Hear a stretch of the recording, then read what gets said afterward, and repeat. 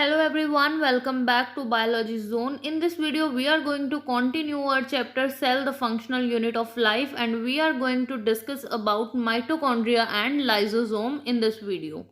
तो स्टार्ट करते हैं माइटोकॉन्ड्रिया से।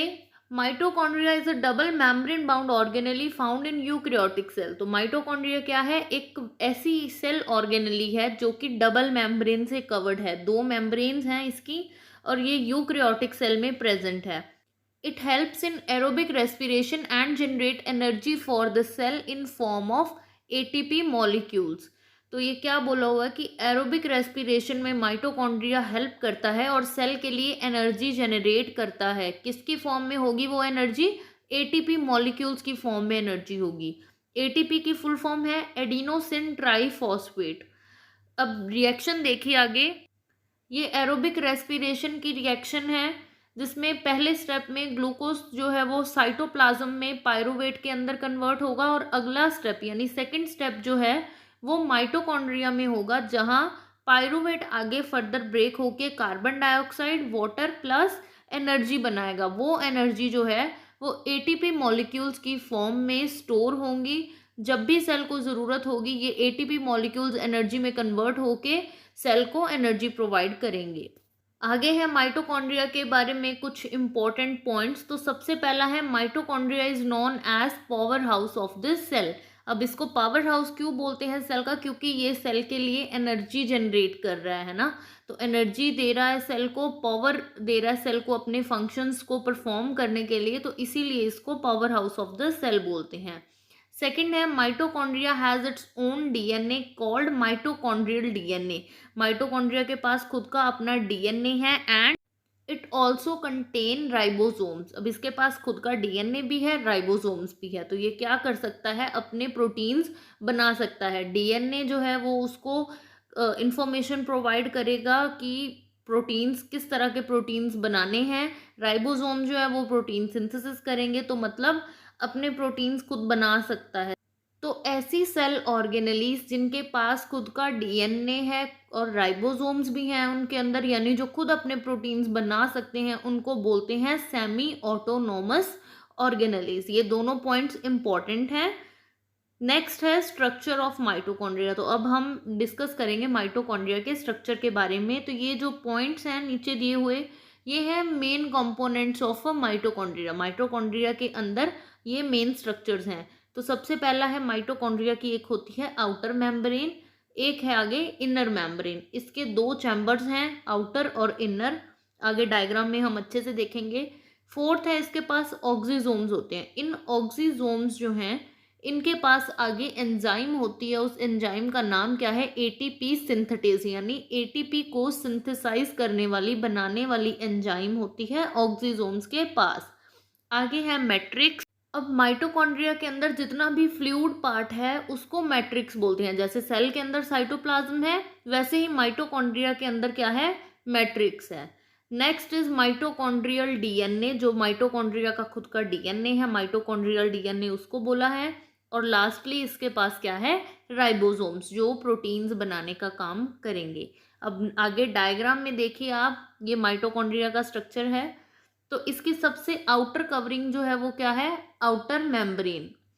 अब आउटर मेम्ब्रेन के बाद जो लेयर है वो है इनर मेम्ब्रेन, और इन दोनों के बीच जो स्पेस है, जो चैम्बर बन रहा है, वो क्या है? Outer chamber. इनर मेम्ब्रेन के अंदर जितनी भी ये सेंटर में स्पेस है या सेंटर वाला चैम्बर जो है वो क्या है?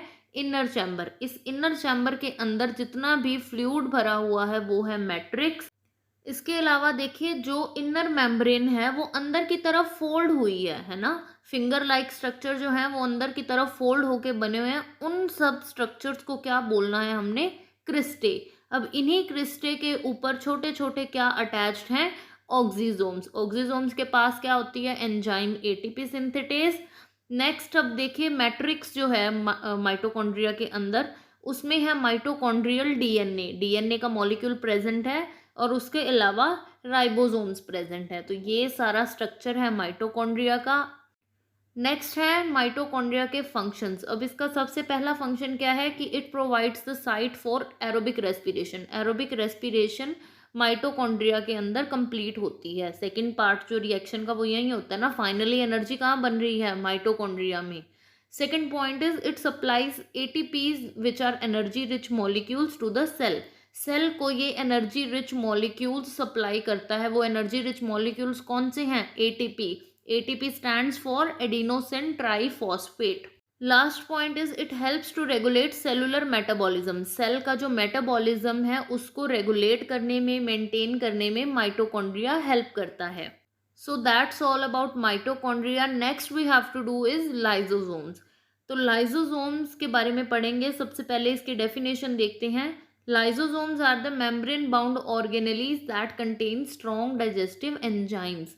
तो लाइजोसोम भी एक ऐसी ऑर्गेनेली है जो मेम्ब्रेन से कवर्ड है और इसके पास क्या है, स्ट्रॉन्ग डाइजेस्टिव एंजाइम जो डाइजेस्ट कर सकती हैं चीज़ों को, and have the capability to break any kind of biomolecule. अब इसके पास जो एंजाइम्स है वो किसी भी तरह के बायोमोलिक्यूल जैसे कि प्रोटीन्स, लिपिड्स, फैट्स, कार्बोहाइड्रेट्स, किसी भी तरह के बायोमोलिक्यूल को ये ब्रेक कर सकती हैं। नेक्स्ट है दे arise from vesicles of Golgi bodies. अब इसका मतलब है कि गोल्जी बॉडीज के जो वेसिकल हैं वही आगे लाइजोसोम में कन्वर्ट हो जाते हैं। होता क्या है कि एंडोप्लाज्मिक रेटिकुलम जो है वहाँ से डाइजेस्टिव एंजाइम्स कहाँ जाएंगी, गोल्जी बॉडी के वेसिकल के अंदर। तो वही वेसिकल जिसमें एंजाइम्स होंगी उसी को क्या बोलेंगे, लाइजोसोम। आगे हैं लाइजोसोम के कुछ अदर नेम्स। तो सबसे पहले इनको सुसाइड बैग्स ऑफ सेल बोलते हैं। अब क्यों बोलते हैं, क्योंकि देखिए लाइजोसोम का काम जो है वो क्या है कि सेल के अंदर जो भी हार्मफुल चीज़ आएगी ना उसको डाइजेस्ट करता है। इसके पास स्ट्रॉन्ग एंजाइम्स हैं तो ये डाइजेस्ट करता है। अब जब इसको लगेगा कि सेल के आसपास कुछ वायरस या बैक्टीरिया, कुछ पैथोजेनिक अटैक हो रहा है या सेल को कभी भी खतरा है, या फिर अगर एक सेल पे किसी भी पैथोजन ने अटैक कर लिया, अब उसकी वजह से साथ वाले सेल्स पे भी इफेक्ट पड़ेगा, तो वो लाइजोसोम क्या करेगा, वो पूरे सेल को ही डाइजेस्ट कर जाएगा। ठीक है, तो एक तरह से सेल का सुसाइड करवा रहा है, तो इसको क्या बोलते हैं, suicidal bags of the cell. Second is cell scavenger. Cell scavenger इसीलिए बोलते हैं क्योंकि ये सेल में आने वाले पैथोजेनिक बैक्टीरियाज वगैरह के अगेंस्ट फाइट करता है, उनको डाइजेस्ट करता है। Disposal bags of the cell. अब इसको डिस्पोजल बैग्स इसीलिए बोलते हैं क्योंकि सेल के अंदर जो भी वेस्ट प्रोडक्ट्स हैं, वेस्ट मटेरियल है, वो लाइजोसोम के अंदर फिलअप हो जाएगा और इसको सेल से निकाल देगा लाइजोसोम। तो एक तरह से लाइजोसोम जो है वो सेल की क्लीनिंग का काम कर रहे हैं। नेक्स्ट है इम्पोर्टेंट पॉइंट्स।